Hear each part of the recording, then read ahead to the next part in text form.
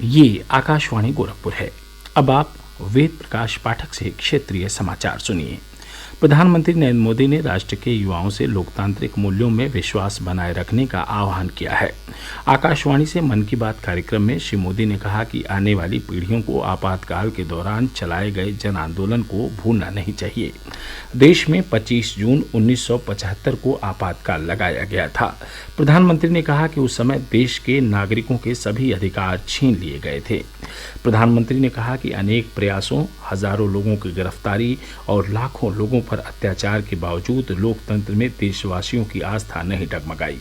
उन्होंने कहा कि आपातकाल के दौरान सौभाग्य से वे भी इस संघर्ष के साक्षी बने और साझीदार रहे। श्री मोदी ने कहा कि आज जब भारत अपनी स्वतंत्रता के 75 वर्ष का उत्सव मना रहा है, तो देशवासियों को आपातकाल के उस भयावह दौर को कभी नहीं भूलना चाहिए। प्रधानमंत्री ने कहा कि पिछले कुछ वर्षों में अंतरिक्ष के क्षेत्र में देश ने कई बड़ी उपलब्धियां हासिल की हैं। इनमें से एक उपलब्धि इन स्पेस नाम की एजेंसी स्थापित करना है। यह एजेंसी भारत के निजी क्षेत्र के लिए नए अवसरों को प्रोत्साहन दे रही है। प्रधानमंत्री ने कहा कि इस शुरुआत ने विशेष रूप से देश के युवाओं को आकर्षित किया है। प्रधानमंत्री ने ओलंपिक स्वर्ण पदक विजेता नीरज चोपड़ा का भी जिक्र किया, जो हाल ही में चर्चा में रहे। ओलंपिक के बाद भी नीरज चोपड़ा एक के बाद एक सफलता के नए कीर्तिमान बना रहे हैं। उन्होंने भाला फेंक स्पर्धा का अपना ही रिकॉर्ड तोड़ा। प्रधानमंत्री ने कहा कि भारत के युवा स्टार्टअप से लेकर खेल जगत तक नए नए कीर्तिमान बना रहे हैं। हाल ही में खेलो इंडिया युवा खेलों में देश के खिलाड़ियों ने कई नए रिकॉर्ड बनाए। प्रधानमंत्री ने पुद्दुचेरी का भी उदाहरण दिया, जहां लोगों ने जीवन के लिए पुनर्चक्रण अभियान शुरू किया है। इसके तहत हजारों किलो कचरा प्रतिदिन एकत्र किया जाता है और उसमें से जैविक कचरा छांटकर खाद बनाई जाती है। प्रधानमंत्री ने हिमाचल प्रदेश में अनोखी साइकिल रैली का भी उदाहरण दिया, जहां कुछ लोगों ने स्वच्छता का संदेश देने के लिए साइकिल के माध्यम से शिमला से मंडी जाने का अभियान शुरू किया। प्रधानमंत्री ने कहा कि देश में मानसून लगातार आगे बढ़ रहा है। उन्होंने लोगों से जल संरक्षण की दिशा में विशेष प्रयास करने की अपील की।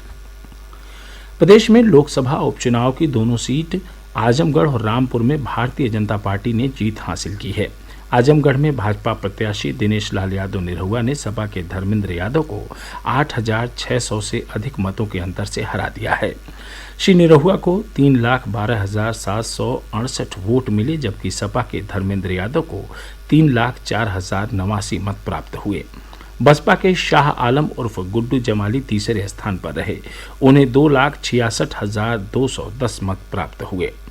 वहीं रामपुर में भाजपा प्रत्याशी घनश्याम सिंह लोधी ने समाजवादी पार्टी के उम्मीदवार आसिम राजा को 42,000 से अधिक मतों के अंतर से हराया। भाजपा प्रत्याशी को 3,67,397 वोट मिले, जबकि सपा प्रत्याशी को 3,25,205 मत प्राप्त हुए।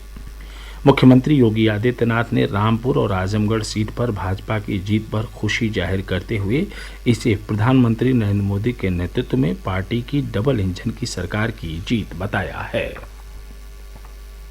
केंद्रीय सामाजिक न्याय और अधिकारिता राज्य मंत्री रामदास अठावले ने कहा कि आजमगढ़ और रामपुर लोकसभा उपचुनाव में भाजपा की जीत प्रधानमंत्री नरेंद्र मोदी के कार्यों पर जनता की मुहर है। लखनऊ में संवाददाताओं को संबोधित करते हुए श्री अठावले ने कहा कि बहुजन समाज पार्टी का राज्य में आधार घट रहा है। उन्होंने एनडीए के राष्ट्रपति पद की उम्मीदवार द्रौपदी मुर्मू को समर्थन देने के लिए बसपा अध्यक्ष मायावती का आभार व्यक्त किया। यूपीडा के कार्यपालक और अपर मुख्य सचिव गृह अवनीश अवस्थी ने आज औरैया जिले के मिहौली में निर्माणाधीन बुंदेलखंड एक्सप्रेस वे का निरीक्षण किया। उन्होंने एक्सप्रेस वे के सभी लंबित कार्य 10 जुलाई तक हर हाल में पूरा करने के निर्देश दिए। अधिकारियों के साथ बैठक में श्री अवस्थी ने बताया कि अगले माह प्रधानमंत्री नरेंद्र मोदी बुंदेलखंड एक्सप्रेस वे का उद्घाटन करेंगे। यूपीडा और एनएचएआई के अधिकारियों ने बताया कि अब तक जोन 5 का 98% काम पूरा हो चुका है। शेष 2% कार्य 10 जुलाई तक पूरा कर लिया जाएगा। प्रधानमंत्री ने 29 फरवरी 2020 को बुंदेलखंड एक्सप्रेस वे का शिलान्यास किया था। मौसम विभाग ने पूर्वी उत्तर प्रदेश में मंगलवार से लगभग सभी स्थानों पर वर्षा होने का अनुमान जताया है। कल भी कुछ स्थानों पर वर्षा हो सकती है। वहीं पश्चिमी उत्तर प्रदेश में भी मंगलवार से कुछ स्थानों पर बारिश होने की संभावना है। इसके साथ ही क्षेत्रीय समाचारों का बुलेटिन समाप्त हुआ। नमस्कार।